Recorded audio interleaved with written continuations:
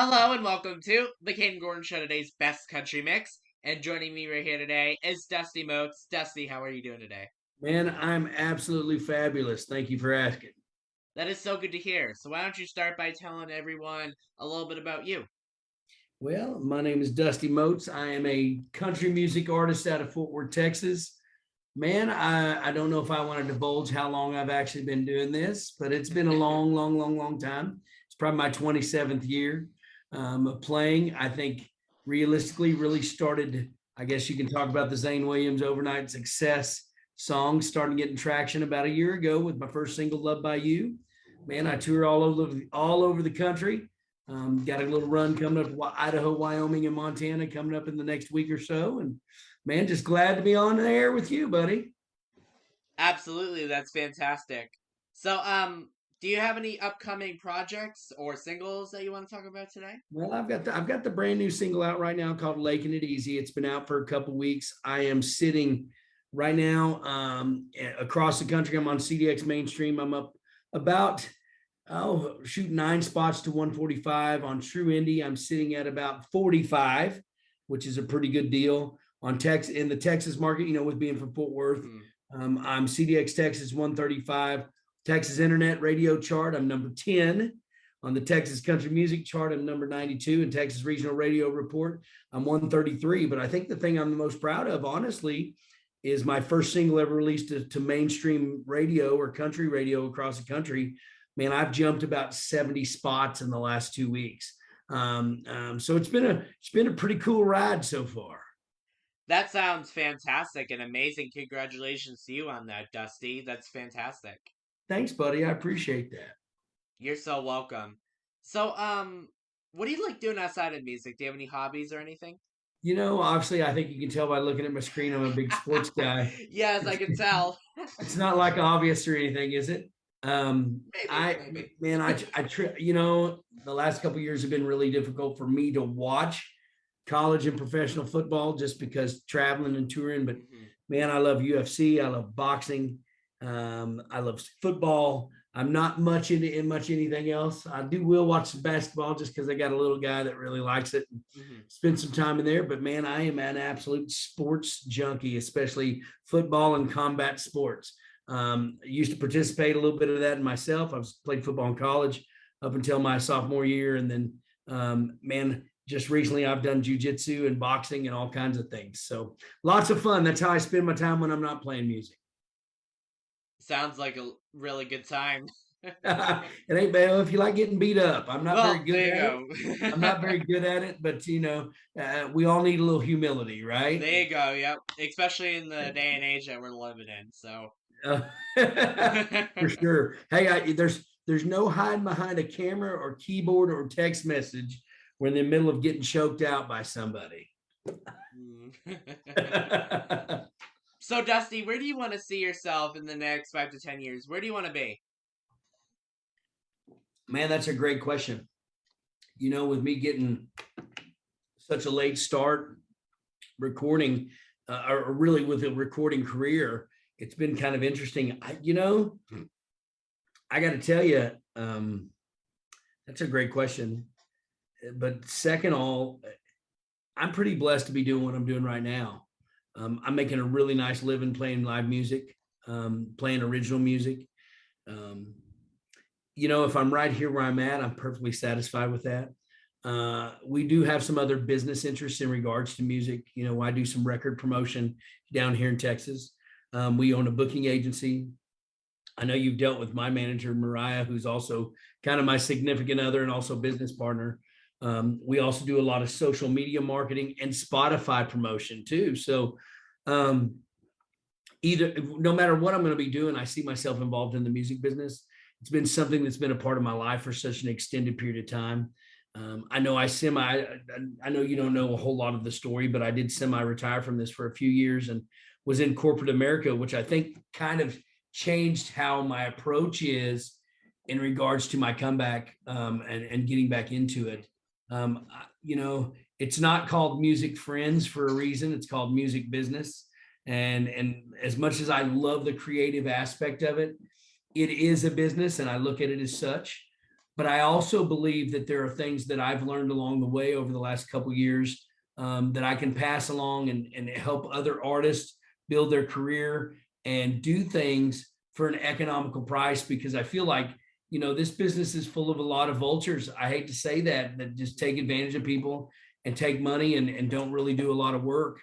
And I think at the end of the day, some of the sweat equity and labor that we put in with my singles, I've got my fourth one out now. I'll have an album out after the beginning of the year, and finding the success that we found in such a short period of time. I think those lessons can be translated into helping a lot of artists with their own stuff. And so, long story short, pretty much just doing what I'm doing now, maybe at different levels. Right now, sometimes I'll play in front of one person, sometimes I'll play in front of 20,000. So I'm really kind of enjoying the ride. Absolutely. And I agree with you on the promotion. Unfortunately, a lot of people like to take advantage of people and actually don't put in the work. Myself, I've recently, started promotions for people, and people also don't understand how much time that goes into the project, and it's just sad, personally, I Yeah, think. but it's an interesting deal. I don't know how much promotion. Texas music is actually a wonderful thing, and there's lots of people. One of the things that I think is crucial is there's a lot of people fighting over a lot of airtime, Mm-hmm. and so I think quality of product is huge. Production value. Mm-hmm. I know most of the stuff that you've seen from me is man. I recorded at Rosewood and Tyler, and those guys are just phenomenal. Throwing down good quality music. All of them are just straight up pros, the mixing, the mastering, all the way down to the distribution. So I'm with Smith Music, which has been around the music scene for 30 years. So it's been, that you're right. It's easy to be taken advantage of, but I think it's crucial who your partners are, Right. and that work with you in that entity, right? Totally, totally. You have to be super, I guess, stitious on who you include in your business life, because like it's a very tricky industry and hard one, but definitely rewarding. Well, and I can tell you this, it's not much bit different than, when it comes to promotions and things of that nature, it's not much different than selling a service or, Right. or products to large Fortune 50, Fortune 100, Fortune 500 companies. The approach is really similar. Now the relationships are crucial and huge, right? When it comes to getting airplay. And sometimes you wish it would be more like the music would stand on its own. But I think the relationships are really huge in this market for sure. Definitely. So, what would you be doing right now if it wasn't for music? Like, if music wasn't an option? Yeah, that's a great question. I kind of do a little bit of everything anyway. Mhm. Um, on top of playing, shows, excuse me, 3 to 5 times, 6 times, 7 times a week. Sometimes I play 2 shows in a day, depending on what we're doing. I do some consulting. Obviously, I come from a business background, and so I'm allowed and I have the opportunity to work. I was in the staffing business for off and on for 20, 27 years, and man, honestly, I think that experience afforded me the opportunity to find the success I found here in the music business for sure. Because I know I did this when I was younger, playing wise, and man, I was kind of doing it for different reasons. Whether it's to get the girls, party, hang out, get music. I really didn't take it seriously. But what I learned from the staffing business translated into the music business. And to answer that question, I'd probably be back in the staffing business. I still do stuff to help people that I have met along the way now. I know I wouldn't say I'm a staffing expert, but I've been doing it for such a long period of time that would be old hat and an easy transition if I wasn't doing this. If someone was to write a song about you or something that has happened in your life, what do you think that they'd write about? Yeah, that's great. Hell, everybody's all. I've probably already written a few. I've been married and divorced a couple times, right? Relationships. It's you know, actually, I think they Luke Combs has a song out called "If I Wasn't Doing This." Hmm. That's probably already a song's been written about what it is. I literally have played my entire life. Even if I wasn't doing this, I'd be doing this. And so, in some form or fashion, I live out on a lake in Fort Worth, and man, what kind of got after retiring, what kind of got me back into this was playing, kind of like I wrote a song, "Laking It Easy," about those people and those folks that I know right now. I think they would probably write that similar story. I'd still be just doing the same thing that I'm doing now and really enjoying it, kind of like that Luke Combs song. They go absolutely. It's hard to actually leave the industry because if you're really, dedicated to it. Yeah, it is. And it sucks you in for a lot of reasons. Some good, some bad, right? I think if you stick for the great reasons, I think that's huge. Hmm. Do you have a message to those who might be watching, listening to this? I tell you what, for me in particular, I think that I try to let my life speak for itself as a message. I've always said the harder you work, the luckier you get. Sometimes you just have to work a little longer than what you anticipate and what you think you would have to accomplish goals. So alongside with the harder you work, the luckier you get. I think, man, is just stay persistent because it does pay off.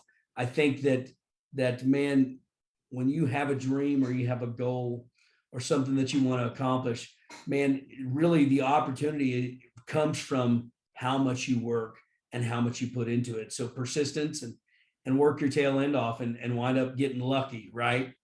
It's a huge deal. Where can people find you on social media? Man, you can find me on Facebook at Dusty Moats Music. You can find me on Instagram at Dusty Moats Music. You can find me on Twitter at Dusty Moats Music. You can find me on Spotify, Dusty Moats, Moats. You can find all my music on Apple as well as Dusty Moats. You can find me on YouTube. Really, if you pop in Dusty Moats Music, majority of all those channels will pop out. I've also got a website called What Do You Think? Dusty Moats Music. Hey, that's that's branding, I guess. Isn't that what they call it? So you can find me on a website there as well. And man, feel free to check me out. We are really interactive with people that reach out and talk to us. As you can tell, we respond to you really quickly. We do that with everybody. So if people find things that they're interested in, man, we love to engage with people that are following my music and our fans. Awesome, awesome. Dusty, is there anything that I forgot to mention that you would like to mention today? No, man, I appreciate you reaching out to me. I had a great time talking to you. Awesome. Dusty, thank you so much for taking the time to come on the Kayden Gordon Show, today's Best Country Mix. We really do appreciate your time so much. Hey, thanks, buddy. Have a blessed day. And if you need anything else, reach out to me. Y'all have a good one, guys. Thank you.